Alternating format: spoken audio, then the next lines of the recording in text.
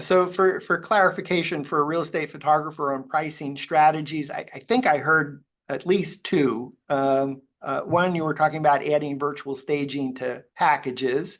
Most real estate photographers have at least or offer 3 packages. So to put it into one or more of their packages. Yeah, exactly. That's what we see quite often. Second is as an add-on, I think I heard. Exactly. If you offer it free of charge, just to sort of differentiate yourself from other photographers. That's interesting. So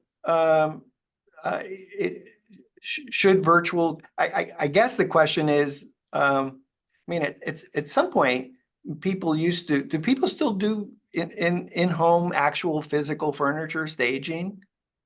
They do for luxury properties, but for properties, depending on the market below, like say $1 million, it's usually too expensive. And so people prefer virtual staging. So it is interesting. You know, you say, oh, we're going to physically stage a space that could easily cost $5,000 or more.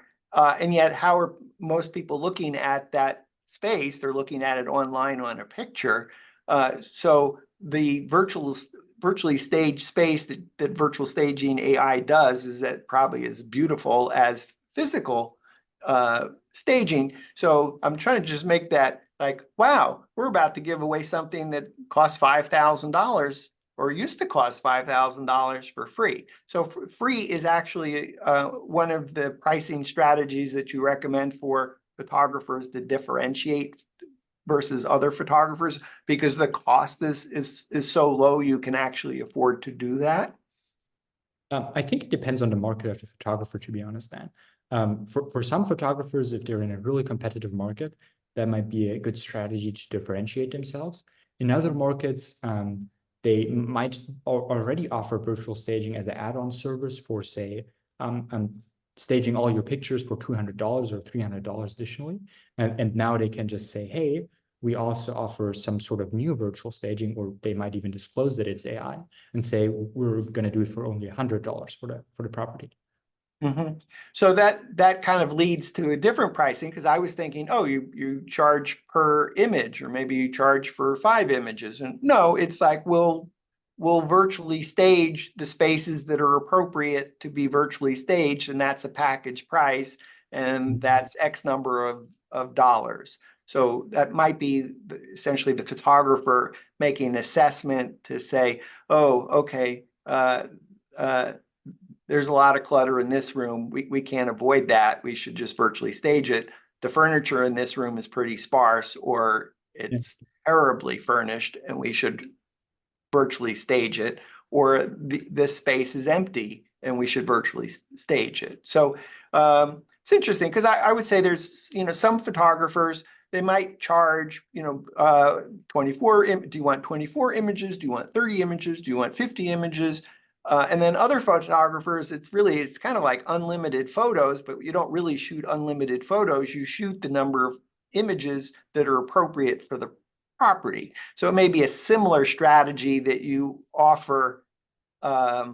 We will virtually stage the appropriate spaces in the property, and it's a fixed dollar amount. The photographer just says.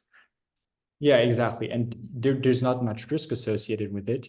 If a photo costs you like 40 cents or 20 cents, compared to if it previously cost you $20, then obviously you need to be very careful of how many images you promise to stage. But now you can just offer sort of one big package. Is there any other pricing strategy that you've run into by photographers? No, I think those are the 3 typical ones, like either offering free to differentiate yourself, charging per picture, or offering it as a package, as an addition to, say, I'll shoot your property, or I shoot the property plus do virtual staging. Yeah, it's kind of an interesting thing is, a lot of people will base cost on cost plus, and you might say, well, if something costs you $100, you're going to charge $300 because you have your cost of $100, you have the cost of you're running your operation, and then you have a profit. So, if you were virtually staging with a traditional virtually staging existing company, and you paid, let's say, $24, you might charge $75. if you're a photographer that's using that pricing model. So it's interesting because maybe now you can just substitute and say, instead of that actually costing me $24 as an example, it's costing me a little bit more than 25 cents, but I'm going to keep my pricing as long as I can. Or I'm just going to just disrupt the market by completely disrupting the space among other photographers by saying I'm giving it away, or it's included in my bundles, or it's just an add-on that I offer for $99, you know, for rooms that are appropriate. I mean, it's crazy because you can really, it's like a fraction of the cost. It's pennies, literally. Yeah, it gives a lot of room for like trying out different pricing models and gives a lot of opportunity here. Yeah.